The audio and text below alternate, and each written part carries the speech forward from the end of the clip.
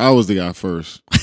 And then somebody fell into my knee 2 years in a row. But outside of me, I didn't want to say it.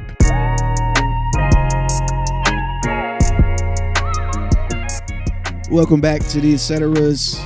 We're back with a special convo. We have its own little setup for this. I'm joined by a former MVP himself, Kevin Durant. Should have won 2, you think? We're not even going to go there. Okay. We're not. I do want to talk about this year's race. It's one of the closer races I can remember. And I think the award just continues to get scrutinized. And we're having more and more guys go, I don't know what the MVP is. Yeah. Is that how you feel? I feel that way as a fan. I watch and go, we change this every year. Maybe, do we decide what this award is? Because it's different every time. Everybody has a different guy. Yeah.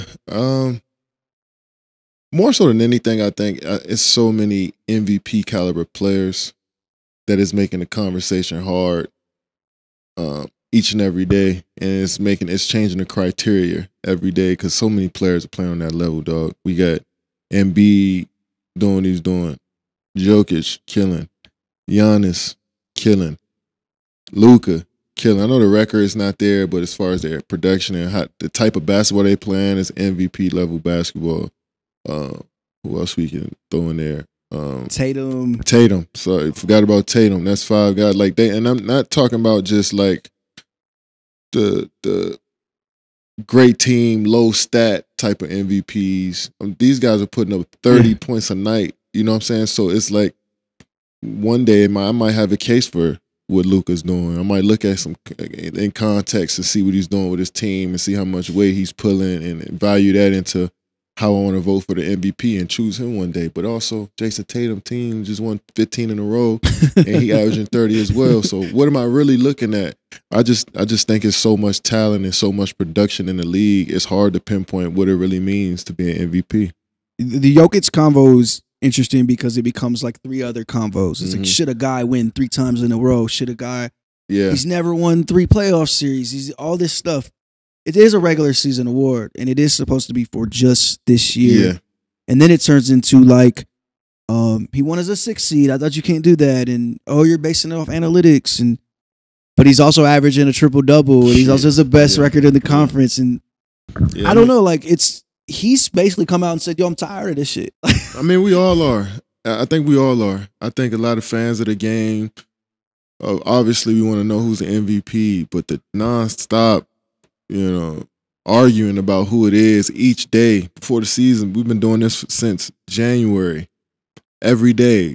One day is Embiid, one day is Giannis, one day is Jokic. It's just like the conversation is getting tired, but a lot of these guys are playing great ball, and I really truly feel like 3 guys can win the MVP and it'll be fine. Like nobody's wrong. You know what I mean? 4 guys, I think, would take. I'll put Tatum, Embiid, Jokic, and Giannis in there, and like you pick any one of those guys and you wouldn't make a wrong pick. So it's tough right now, but then you got to have the right narrative. People got to understand your story. You got to also sell yourself a little bit on it. Like you said, we don't really know what the true criteria is. It's funny because it is a constant conversation. I mean, I was doing Run It Back with FanDuel, and it was like one of the first segments we did on the very first show of the season. Who's going to win MVP? We're talking about that in October. Crazy. And it's just a consistent conversation from there, and it changes. I mean, Jayson Tatum, best record in the league, half of the season, was averaging 30 points a game. Jokic is averaging a triple-double. Joel Embiid's leading the league in scoring. He's the 3 seed. Giannis is the best record in the league, and he has his incredible numbers. And he's 3rd in scoring. He's like 5th in rebounding, and he's Giannis, amazing. And it's like, I don't know, like, it sucks because they all could win. Somebody's not. Somebody's going to feel robbed.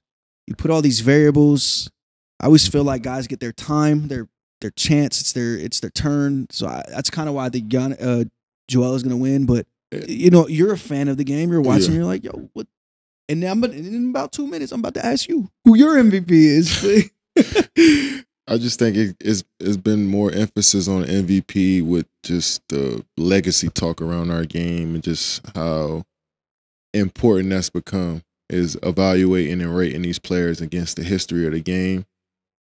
So now the talk of like, well, you have to be an MVP if you want to be in these conversations that we having on our podcast, for the rest of your life, these all-time conversations, you need an MVP. So it's just put more emphasis on it, which means it's just going to be more nitpicking of each and every player, each and every day.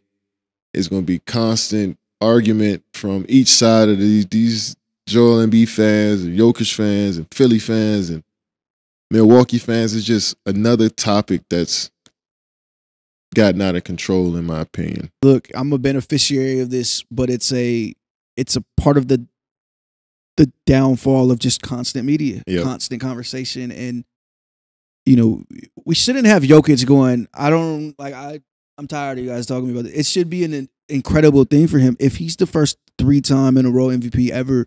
That's historic. That's legendary. He should be able to enjoy that. But he has to sit down and get asked by 20 people every day. What do you think? Do you deserve it? Do you do this?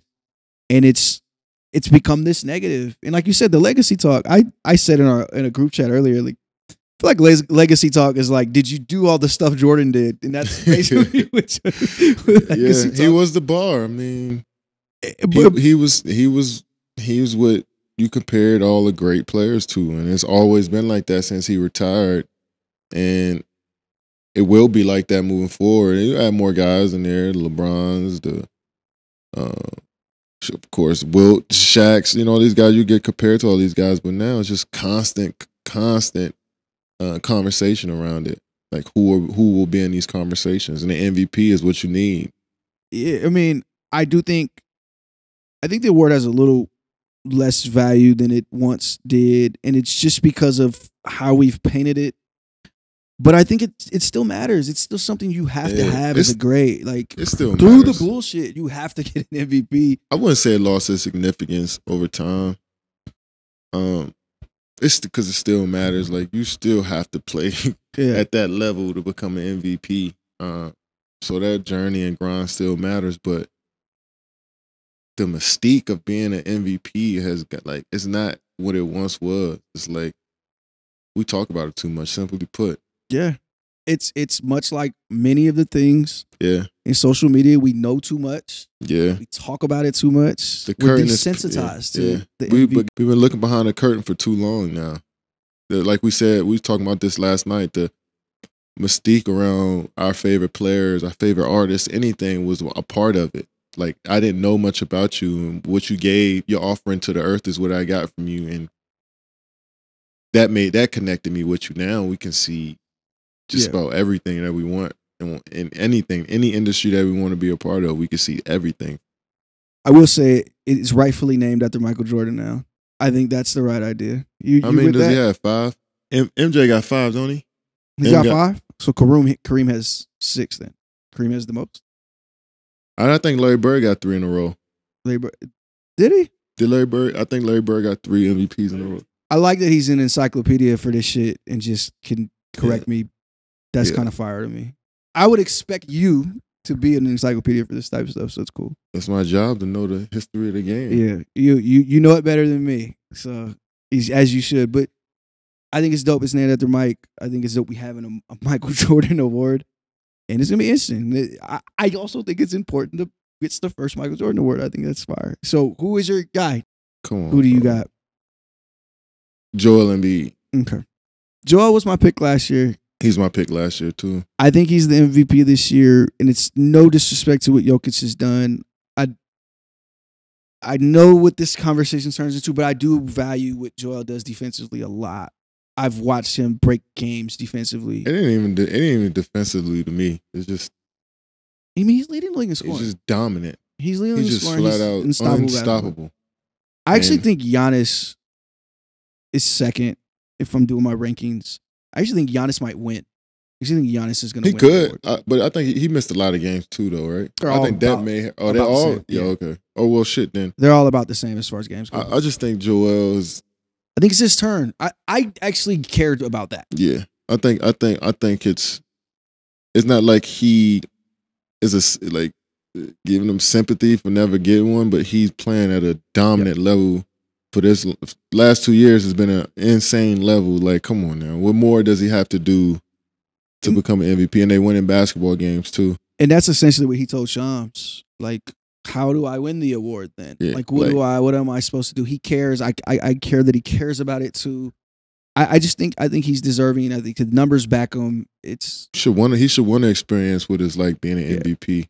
Everybody should if you at that level with Joel Embiid. Like, what I will say, and we can end it on this note, is like it's a good thing that they have these three guys who are they're all deserving of this award. It's a good thing. It's not a runaway, and it's like, yeah, KD won it. We don't even need to vote. So I think that's good for the league.